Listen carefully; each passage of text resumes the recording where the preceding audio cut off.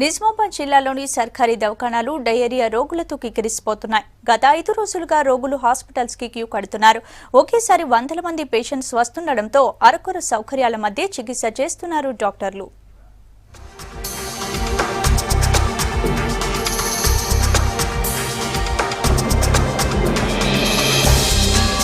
జిల్లాలో డయేరియా విజృంభిస్తోంది. దీని బారిన పడుతున్న వారి సంఖ్య రోజురోజుకు పెరిగిపోతోంది. బోధన్ డివిజన్లో బాధితుల సంఖ్య ఎక్కువగా ఉండడంతో హాస్పిటల్స్ కు భారీగా క్యూ కడుతున్నారు రోగులు. బాన్స్వాడ, నిజాం సాగర్, గాంధారిలో కలుషితమైన నీటిని తాగడం ద్వారా డయేరియా బారిన పడుతున్నారు.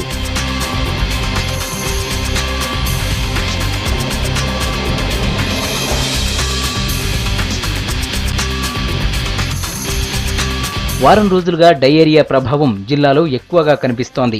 ఇప్పటికే బాన్స్వాడ, బోధన్ ఆసుపత్రుల్లో 670 మందికి చికిత్స చేశారు. రోగుల సంఖ్య పెరుగుతుండడంతో హాస్పిటల్స్ లో బెడ్స్ సరిపోవడం లేదంటున్నారు వైద్యులు. దీంతో అరకొర వస్తువుల మధ్య వైద్యం అందిస్తున్నారు. ఎండ తీవ్రతకు కొద్దిమంది డయేరియాతో మరి కొద్దిమంది వడదెబ్బతోటి సన్ స్ట్రోక్ తోటి చాలా మంది అడ్మిట్ అయ్యారు. వేరే హాస్పిటల్తో కంపేర్ చేస్తే బోధన్, కామారెడ్డి కంపేర్ చేస్తే ఇక్కడ చాలా కేసెస్ ఎక్కువ వస్తాయి. ఎందుకంటే మండల్స్ ఎక్కువ ఉన్నాయి, ప్లస్ అందరూ చాలామంది వ్యవసాయకు సంబంధించిన కూలీలే ఉన్నారు.